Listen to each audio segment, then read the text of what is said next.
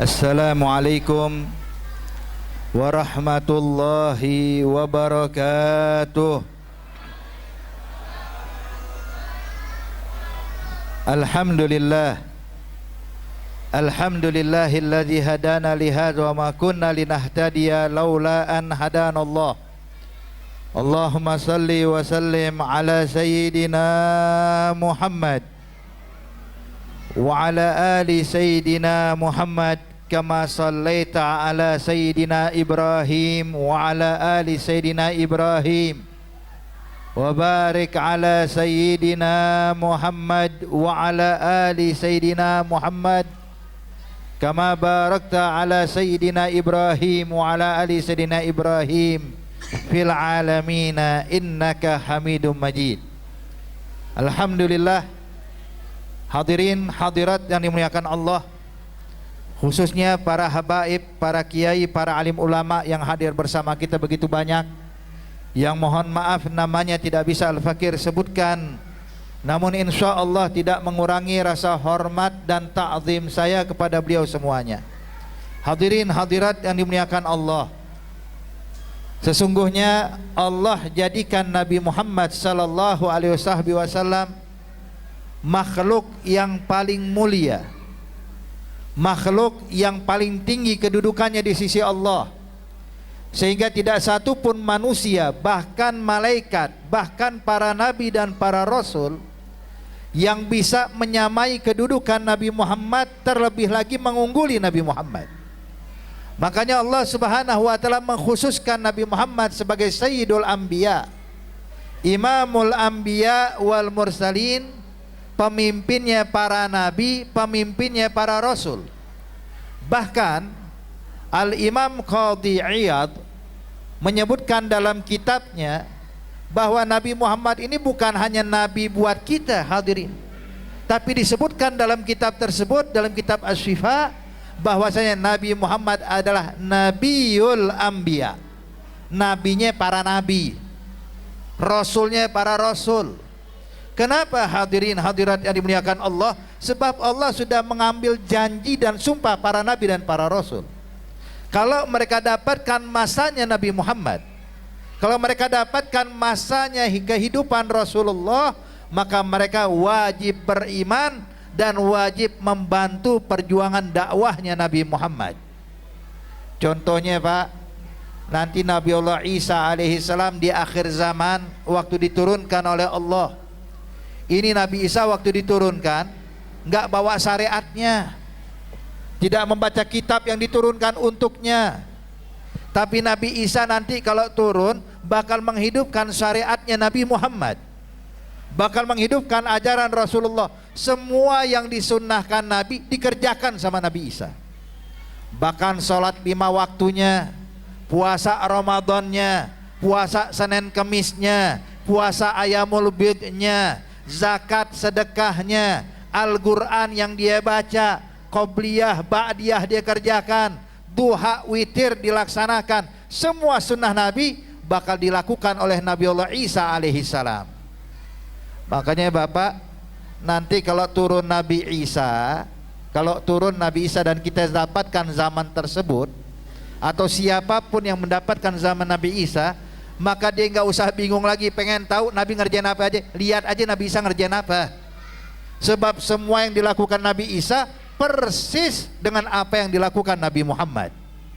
Jadi nggak bawa syariatnya, justru menghidupkan syariat Nabi.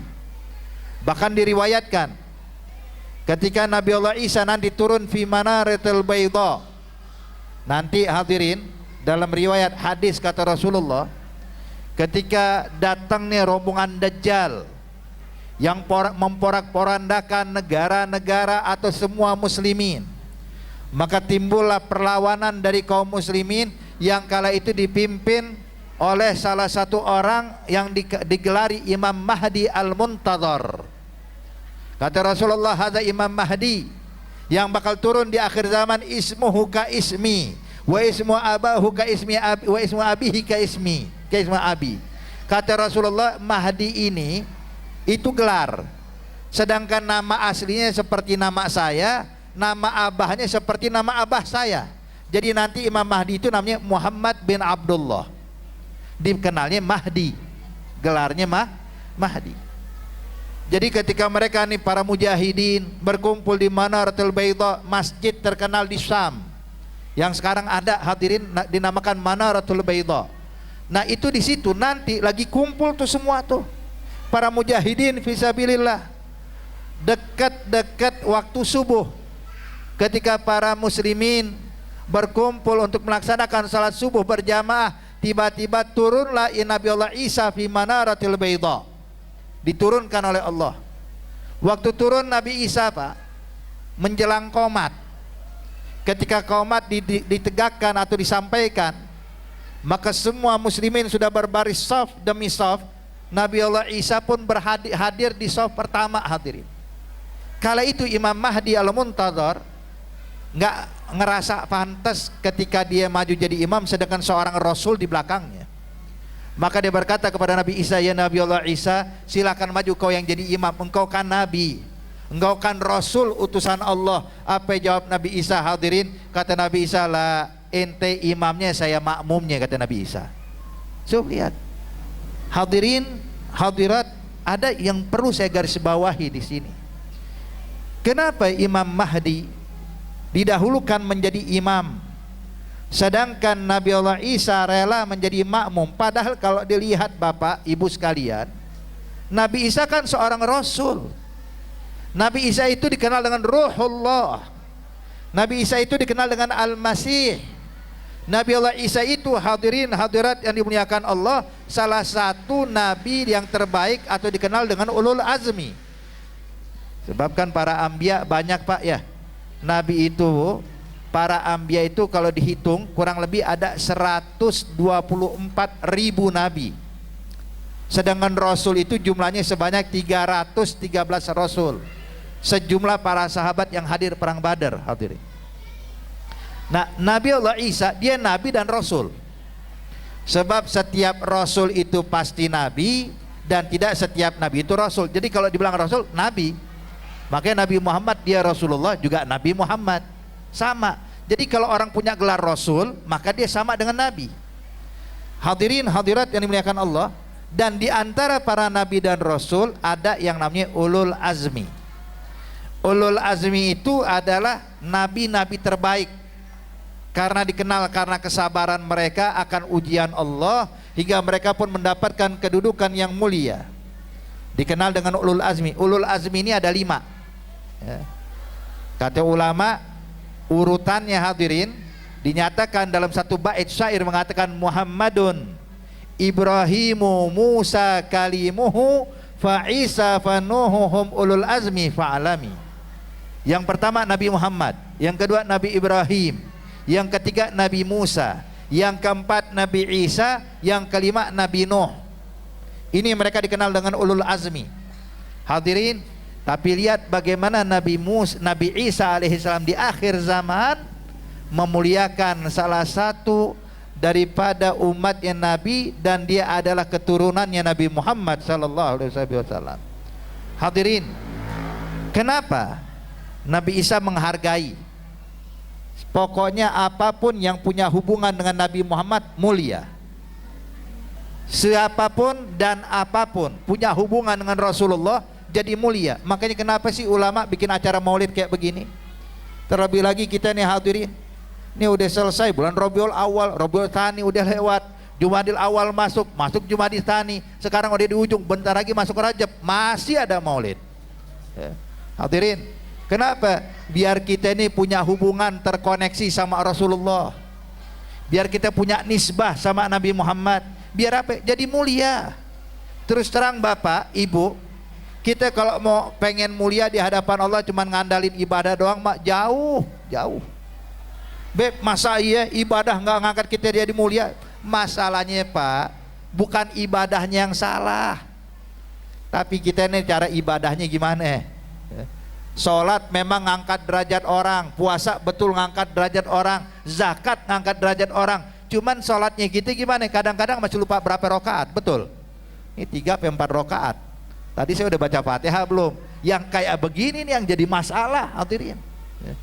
Makanya sering kita kalau bahas firman Allah, inna salata tanha anil fahsya'i wal munkar. Salat bisa mencegah orang berbuat keji dan mungkar. Terus banyak orang ngomong, beb, buktinya orang salat tapi maksiat jalan terus. Salatnya rajin tapi main judi online. Salatnya rajin tapi makan riba. Salatnya rajin tapi mutusin tali silaturahmi. Gimana nih? Salatnya bagus tapi maksiatnya juga masya Allah. Ya. Hadirin, yang salah bukan salatnya. Kalau sholatnya benar sebagaimana yang diinginkan Allah, dijamin gak bakal maksiat nih orang.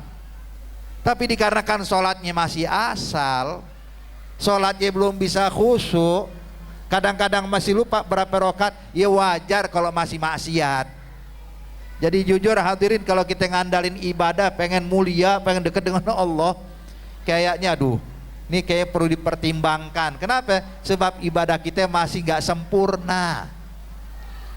Terus apa yang buat kita mulia? Nih gampang, jalan pintas buat kita Pak. Ibadah jangan ditinggalkan, itu kewajiban kita sebagai hamba Allah. Cuman untuk ngedongkrak kedudukan kita, untuk meninggikan kedudukan kita, jalin hubungan yang baik dengan Nabi Muhammad. Itu doang kuncinya. Makanya coba perhatiin hadirin hadirat yang dimuliakan Allah. Kalau kita bicara Pak tentang kisah Nabi Allah Musa alaihissalam, itu kita dengar dan disebutkan oleh Allah di dalam Al-Quran bagaimana keadaan Nabi Musa bersama Bani Israel ketika dikejar oleh pasukan Fir'aun. Saat itu Allah perintahkan, ya Musa, pukulkan tongkatmu ke laut, maka laut terbelah. Maka Nabi Musa pun memungkulkan tongkat ke laut, laut terbelah hadirin, bagaikan dinding gunung yang besar. Sampai Allah nyatakan kataudil azim, bagaikan taud itu gunung, gunung yang besar.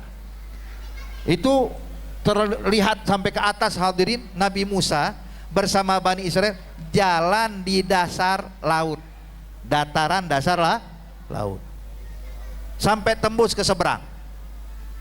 Kira-kira hadirin, ini mukjizat hebat nggak? Hebat kan? Coba ente kalau pergi nanti nih ke Ancol, coba bawa tongkat, pukul tuh laut Ancol dengan tongkat yang dia bawa, lautnya terbelah nggak? Kagak. Berarti kan sesuatu yang menakjubkan, sesuatu yang hebat, laut terbelah. Tapi tahu nggak hadirin hadirat, umatnya Nabi, sahabat Rasulullah diberikan nama Allah lebih dari itu. Siapa? Itu Nabi pernah mengutus sahabat rombongan delegasi perang. Kala itu dipimpin oleh Sayyidina Ala ibn al-Hadrami radhiyallahu ta'ala anhu arda.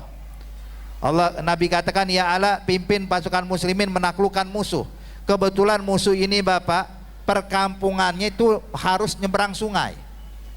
Musuh tahu bakal datang rombongan delegasi perang dari Nabi Muhammad, maka mereka memutuskan akses ke seberang. Jembatan mereka rubuhin, kapal yang merapat di seberang semuanya dibakar. Jadi begitu pasukan muslimin nyampe Pak, mau nyebrang kagak bisa, kampung udah kelihatan. Cuman mau nyebrang nggak mungkin, ini sungai besar. Kalau mau berenang kagak bisa, perahu, nunggu bikin perahu dulu kelamaan. Akhirnya Sayyidina Ala ibn al-Hadrami waktu ngeliat musuh di ujung sono, dia tertawa terbahak-bahak mengejek pasukan muslimin. Saya mengatakan, lihat-lihat orang Islam, kasihan, datang jauh-jauh tangan kosong, pulang gak bakal bawa hasil. Akhirnya hadirin, Sayyidina Ala ibn al-Hadrami yang yakin pada Allah, yang punya koneksi kuat kepada Nabi Muhammad sallallahu alaihi wasallam, berkata pada pasukan muslimin, ayyuhal junud, pasukan muslimin, saat ini kita ayo bikin tenda dulu, istirahat karena lelahnya perjalanan. Besok baru kita pikirin bagaimana berjihad di jalan Allah. Maka malamnya Pak, Bu, Sayyidina Ala bin al-Hadrami munajat sama Allah, memohon kepada Allah. Hingga keesokan harinya, kata Sayyidina Ala selepas sholat subuh berjamaah, bilang sama pasukan muslimin, ayo nanti begitu matahari terbit kita harus sudah siap ya untuk berjihad di jalan Allah. Hebatnya Bapak Ibu, itu pasukan gak ada yang nanya gimana perangnya ya Ala, Gimana nyebrangnya ya Allah? Enggak hadirin, semua yakin pada Allah. Maka ketika matahari terbit, Sayyidina Ali sudah memakai baju perangnya, membariskan pasukan muslimin dengan rapinya. Setelah itu Sayyidina Ali bin Hadrami menunggangi kudanya, Pak, Bu, kemana? Menghampiri itu sungai. Sungai yang mengalir, sungai yang dalam begitu luasnya, disamperin oleh Sayyidina Ali bin Hadrami. Kemudian dia ngomong ke sungai, hei sungai, saya yakin dan saya percaya engkau mengalir atas perintah Allah. Sebab nggak mungkin kau mengalir dengan sendirinya, ini semua atas perintah Allah. Tapi kau perlu tahu ya sungai, kami datang kemari pun juga menjalankan perintah Allah dan menjalankan perintah Nabi Muhammad. Maka sebagaimana kami nggak bakal menghalangi engkau menjalankan perintah Allah, jangan halangi kami pula menjalani perintah Allah dan Rasulnya. Habis ngomong kayak gitu, Pak, nengok kepada pasukan muslimin, bang, ayo maju. Maju semuanya hadirin. Subhanallah, nggak ada yang tenggelam, semuanya jalan di atas air. Bukan Ali bin Hadrami doang, semua pasukan muslimin dari yang pertama sampai yang akhir. Dan tahu hebatnya apa? Itu para sahabat yang hadir kala itu mengatakan, wallahi demi Allah, waktu kami berjihad bersama Sayyidina Ali bin Hadrami, kami berjalan di atas air, tapi subhanallah kaki kami kering semuanya. Seakan-akan kami jalan di atas tanah yang kering, padahal jalannya di atas air. Hadirin, hadirat yang dimuliakan Allah, coba kalau kita lihat orang-orang yang mengatakan bisa jalan di atas air, hadirin, ya, bisa jalan di atas air, dia nginjek tuh betul bisa ngambang, contoh bisa ngambang, tapi tetap kakinya basah, Pak. Tapi ini masukan muslimin, bukan cuma sahabat, sampai kudanya mereka jalan di atas air. Kenapa? Bukan karena hebatnya Ali bin Hadrami, bukan, tapi karena ada hubungan erat dengan Nabi Muhammad. Tuh. Jadi orang kalau punya hubungan sama Rasulullah mah enak hadirin. Ya. Nggak usah bingung. Makanya ini penting bagi kita hadirin, lihat para sahabat-sahabat Nabi begitu mulia, bukan karena ibadahnya, bukan karena sholatnya, bukan, tapi karena hubungan mereka dengan Rasulullah begitu erat. Nah, kita pengen punya hubungan kayak begini. Jangan sampai putus hubungan kita dengan Rasulullah. Hadirin, hadirat yang dimuliakan Allah. Beb, itu khusus buat sahabat? Enggak, itu bakal berlanjut sampai hari kiamat. Seluruh umat Nabi Muhammad kalau punya hubungan baik sama Nabi, bakal mendapatkan kelebihan dari Allah dan kemuliaan dari Allah Subhanahu wa ta'ala. Contoh hadirin, ketika ada salah satu ulama, beliau tidur bermimpi seakan-akan masuk ke Baitul Maqdis. Ternyata di Baitul Maqdis udah kumpul para nabi dan para rasul, sedang ada rapat. Ini nabi dan rasul lagi kumpul semuanya, 124.000 nabi ngumpul di Baitul Maqdis. Yang memimpin nabi kita Nabi Muhammad.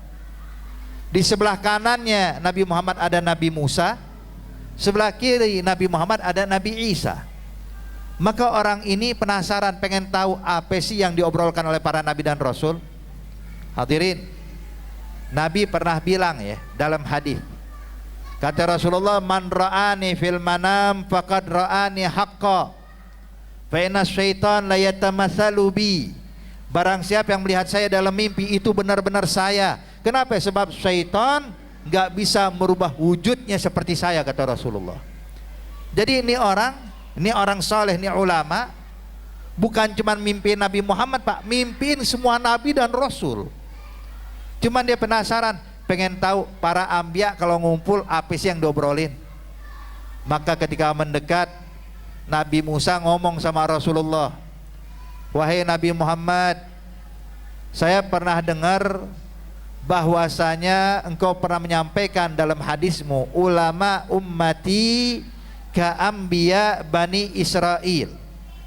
Ulama umatku, kata engkau ya Rasulullah, hai Nabi Muhammad, ulama umatmu kedudukannya seperti nabi-nabi Bani Israel. Kata Nabi Muhammad, betul, saya nggak sangkal itu, kata Rasulullah.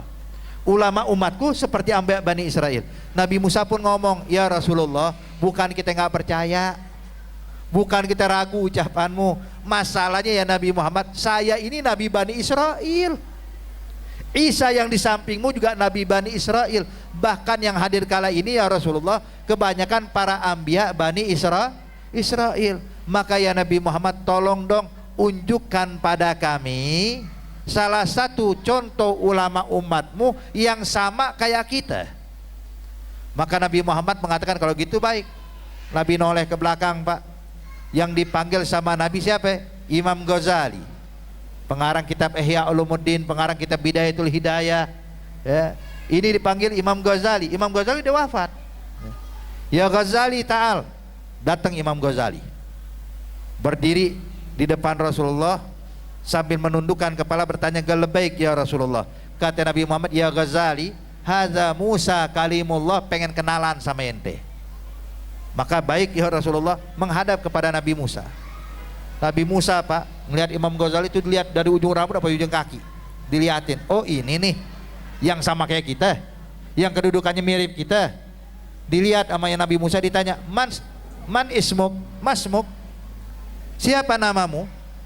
Maka Imam Ghazali pun mengatakan, ismi Muhammad bin Muhammad bin Muhammad bin Ahmad Al-Ghazali At-Tusi. Nama saya Muhammad, nama abah saya Muhammad, nama kakek saya Muhammad, datuk saya namanya Ahmad, saya dikenal dengan Ghazali, berasal dari negeri Tus. Maka Nabi Musa pun ngomong, hadirin, ya Ghazali, apakah ini merupakan adab dan etika yang baik? Ditanya namamu, kenapa bawa nama bapakmu? Kenapa nama kakekmu?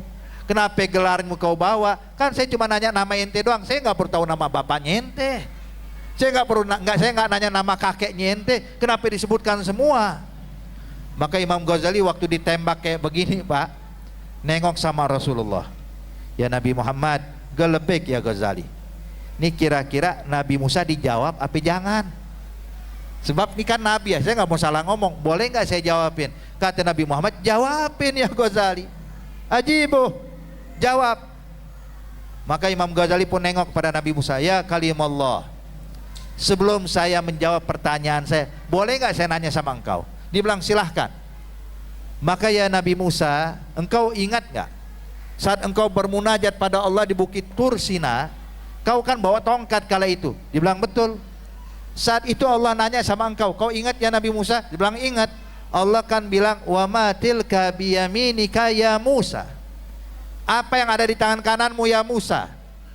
Maka engkau menjawab ya Nabi Musa, qala hiya asoya atawakkau 'alaiha wa ahusu biha ala ghanami wa liya fiha ma'aribu ukhra. Kau katakan, ya Allah, ini tongkatnya saya gunain buat bersandarnya saya, kadang saya gunain buat gembalain kambing-kambing saya, dan masih banyak dari kegunaan ini ya Allah. Ya Nabi Musa, kenapa jawabnya panjang banget? Kan bilang tongkat bisa. Bilang kan Allah cuma nanya, itu apa di tangan kanan? Tongkat, kelar. Kenapa mau dijelaskan? Buat ngembalain kambing, buat nyender, buat kepanjangan ya Nabi Musa. Kenapa dipanjangin? Bilang tongkat cukup. Nabi Musa pun senyum berkata, tunggu dulu ya Ghazali. Dibilang kenapa? Beda. Kenapa beda ya Nabi Musa? Saya ini sengaja memanjangkan jawaban biar durasi percakapan saya dengan Allah makin panjang. Kapan lagi bisa ngobrol sama Allah? Kapan lagi bisa berbicara dengan Allah? Maka sengaja saya panjangkan. Imam Ghazali pun tersenyum. Begitu juga saya ya Nabi Musa. Loh kenapa? Sebab kalau tadi saya ditanya siapa namamu, saya bilang nama saya Muhammad, kelar obrolan kita. Tapi sengaja saya panjangkan, jadi kita asik ngobrol saya sekarang begini. Tersenyum Nabi Musa, Pak, nengok kepada Nabi Muhammad, qul sadaqta ya Rasulullah, ulama ummatika anbiya Bani Israel. Benar hai Nabi Muhammad, ulama umatmu seperti nabi-nabi Bani Israel. Saat itu Bapak, Ibu, tahu apa yang dilakukan Rasulullah dalam mimpi tersebut? Nabi Muhammad pun tersenyum dengan bangga, nengok kepada Nabi Musa, nengok kepada Nabi Isa, dia bilang, ya Musa, ya Isa, afi ummatikum habar misal hadza? Hai Musa, hai Isa, apakah ada ulama dari umat kalian yang kayak begini? Semuanya geleng kepala, enggak ada ya Rasulullah, ini ulama umatmu ya Nabi Muhammad. Lihat. Karena apa hadirin? Punya nisbah, punya hubungan dengan Rasulullah, mulia. Hadirin, hadirat yang dimuliakan Allah, kita nih sebagai umatnya Nabi, Terus terang Bapak, kita bersyukur pada Allah, dipilih sama Allah jadi umatnya Nabi Muhammad. Allah bisa aja Pak jadiin kita umat sebelum Nabi Muhammad, bisa. Allah bisa jadikan kita jadi umatnya Nabi Musa. Allah bisa jadikan kita jadi umatnya Nabi. Mungkin, bukan nggak mungkin hadirin, mungkin. Tapi Allah sengaja khususkan kita nih, Bapak Ibu sekalian, menjadi bagian umatnya Nabi Muhammad. Tahu nggak keuntungannya? Tuh keuntungannya. Allah nyatakan dalam Al-Quran, kuntum khaira ummah. Kalian sebaik-baik umat, bukan karena ibadah kita, bukan karena sholatnya kita, bukan karena sedekahnya kita banyak, enggak hadirin. Tapi kita jadi mulia sebab kita punya hubungan dengan Nabi Muhammad. Makanya hadirin hadirat yang dimuliakan Allah, jangan sampai putus dari Nabi Muhammad. Jangan terputus hubungan kita dengan Rasulullah. Dengan apa? Nih kayak gini nih majelis dibacakan salawat pada Nabi Muhammad. Tahu nggak cara menyambung hubungan dengan Rasulullah? Di antaranya Bapak Ibu, untuk nyambung hubungan kita dengan Nabi Muhammad, tadi yang disampaikan oleh mukaddim acara kita, dengan menghidupkan sunnah-sunnahnya Nabi Muhammad. Tanyakan pada diri kita, berapa sunnah yang udah kita tinggalin? Ayo dong hadirin hadirat, kalau kita ngaku sebagai umatnya Nabi, senang hadir majelis maulid, tanyakan sunnah apa lagi yang belum kita kerjain. Jangan sunnah yang kita tinggalin. Berapa banyak sunnah yang belum kita kerjakan. Contoh, bersiwak sebelum sholat. Ini kalau saya boleh tanya, kira-kira pada punya kayu siwak nggak? Coba yang punya kayu siwak angkat tangan, ada berapa orang saya mau lihat. Mana dia? 1, 2, 3, 4, 5, 6 orang, 7. Ya Allah, 10 orang. Kita bilang 30 orang punya kayu siwak. Yang lain kemana kayu siwaknya? Sekarang saya mau tanya lagi nih bapak-bapak sekalian, yang megang handphone di kantongnya siapa aja? Semuanya ya. Kalau seandainya siwak kita kadang-kadang nggak punya, tapi kalau gudang garam ada beb. Masya Allah, ini kantongnya gede banget, gudang garam dibawa sama dia. Hadirin hadirat yang dimuliakan Allah Subhanahu wa taala. Ini pelajaran. Kita pengen Pak punya hubungan dengan Nabi, jangan pernah lepaskan sunnahnya Nabi Muhammad. Biar terkoneksi terus, biar ada hubungan dengan Nabi. Sebab sayang-sayang kita udah dikasih kesempatan, cuman gak kita gunakan sebaik-baiknya. Ini kita dijadikan sama Allah sebaik-baik umat. Ayo buktikan, jalin hubungan dengan Rasulullah. Terus terang Bapak Ibu sekalian, ntar di akhirat yang nolong kita bukan orang lain Pak. Yang nolong kita adalah Nabi Muhammad. Keluarga kita nggak bisa nolong kita, orang tua kita nggak bisa nolong kita, anak kita nggak bisa nolong kita, saudara kita nggak bisa nolong kita. Yang bisa nolong kita cuma Nabi Muhammad. Cuman dia satu-satunya. Dia yang bakal nyelamatin kita, dia yang bakal nolong kita. Jangan dilepas nih Rasulullah hadirin. Jadikan Nabi Muhammad selalu ada dalam hati kita, hidup dalam hati kita. Nabi Muhammad hidup di rumah kita, Nabi Muhammad hidup di lingkungan kerja kita, Nabi Muhammad hidup di musolah kita, Nabi Muhammad hidup di masjidnya kita, Nabi Muhammad hidup di berbagai macam tempat untuk kita hadirin. Jangan sampai putus.